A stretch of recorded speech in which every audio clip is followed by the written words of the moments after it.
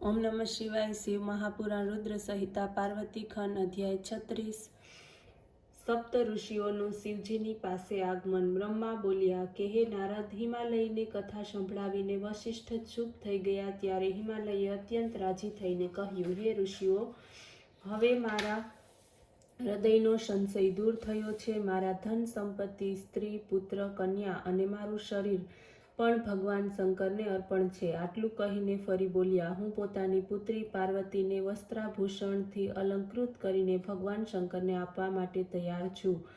આ મારો દ્રઢ સંકલ્પ છે। આ સાંભળીને આનંદપૂર્વક સપ્ત ઋષિઓ કહેવા લાગ્યા, હે પર્વતરાજ, ધન્ય છે, અમે તો એમ જ કહીશું કે ભગવાન શંકર ભિક્ષુક છે, આપ દાતા છો, તેમની પોતાની પાર્વતી ભિક્ષારૂપ અવશ્ય આપો। આમ કહીને પાર્વતીના મસ્તક ઉપર હાથ ફેરવતા તે બોલ્યા, હે પુત્રી, તમારું મંગલ થાવો। આમ કહીને પુષ્પ, ફળ વગેરે આપી આશીર્વાદ આપવા લાગ્યા। આ બાજુ અરુંધતીએ ભગવાન શંકરના ગુણોથી મેનાને મોહિત કરીને લોકરીત અનુસાર હરિદ્રા તથા કંકુ વગેરે શૈલરાજના દાઢી અને મૂછ પીલવામાં આવ્યા, તેમજ લોકાચાર પ્રમાણે મંગલ કાર્ય કર્યું। પછી ચોથા દિવસે ઉત્તમ દિવસ લગ્નનો નિશ્ચય કરી પરસ્પર સંતુષ્ટ થઈને શિવજી પાસે તે ઋષિઓ ગયા। વશિષ્ઠ વગેરે મુનિઓએ શિવની સ્તુતિ કરીને કહ્યું કે અમે મેના અને ગિરીન્દ્રને અનેક વાતો કહીને મનાવ્યા છે। હવે આપ દેવ તથા ગણો સહિત લગ્ન કરવાને માટે ચાલો।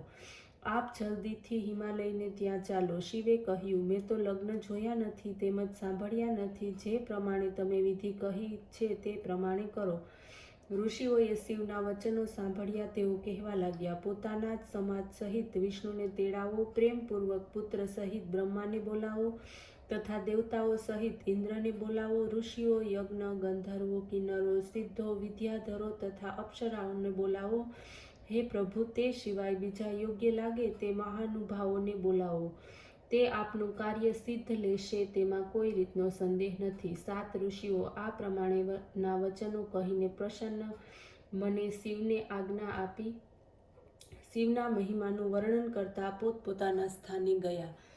અધ્યાય 37 લગ્ન પત્રિકા મોકલવી। બ્રહ્મા બોલ્યા, હે નારદ, તે પછી હિમાલયે પોતાના સગા સંબંધીઓને બોલાવી પ્રસન્નતાપૂર્વક પોતાના પુરોહિત ગર્ગ પાસે લગ્ન પત્રિકા લખાવી। તેનું પૂજન કરીને અનેક સામગ્રીઓની સાથે ભગવાન શંકરની પાસે મોકલી આપી।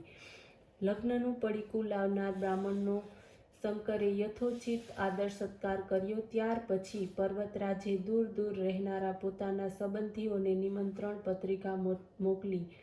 પછી વસ્ત્ર, આભૂષણ, વિવિધ પ્રકારના રત્નો વગેરે એકઠા કરવા માંડ્યા। અનેક પ્રકારની મીઠાઈઓ તૈયાર થવા માંડી। અનેક પ્રકારની તૈયારીઓ થવા લાગી।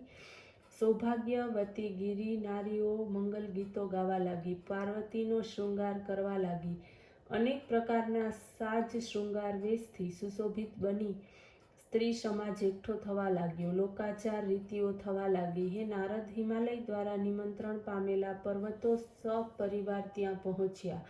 મંદ્રાચલ, અસ્તાચલ, મલ્યાચલ, ગિરિરાજ, દદુર, વિશદ, ગંધમાર્દન, કરવીર, મહેન્દ્ર, પારિયાત્ર, ક્રૌંચ, પુરુષોત્તમ, નીલ, અનિલ, ચિત્રકૂટ, વેંકર, શ્રીગિરી, ગૌદકમુખી, વિંધ્યાચલ, કલિંજર, બહુબ, કૈલાશ વગેરે પર્વત અનેક પ્રકારના શણગારથી સુશોભિત બની સહપરિવાર મળીને વિવાહ જોવાને માટે આવ્યા। એ જ રીતે ક્ષોણભદ્રા, નર્મદા, ગોદાવરી, યમુના, બ્રહ્મપુત્રા, સિંધુ, શતદ્રુ, વિપાશા, ચંદ્રભાગા, ભાગીરથી, ગંગા વગેરે નદીઓ પણ દિવ્ય રૂપ ધારણ કરીને વસ્ત્રો, અલંકારોથી વિભૂષિત બની સદાશિવનો વિવાહ જોવાને માટે હિમાલયને ત્યાં આવી। હિમાલયે તેમને હર્ષ વિભોર થઈને સત્કાર કર્યો, સુંદર જગ્યાએ રહેવા માટેનો પ્રબંધ કર્યો। અધ્યાય 38 મંડપ રચના। બ્રહ્મા બોલ્યા, હે નારદ, પર્વતરાજ હિમાલય પ્રસન્ન મને નગરને શણગારવા માંડ્યા। ત્યાર પછી વિશ્વકર્માને બોલાવીને મંડપ રચનાને માટે આજ્ઞા આપી। વિશ્વકર્માએ આજ્ઞાનું પાલન કર્યું।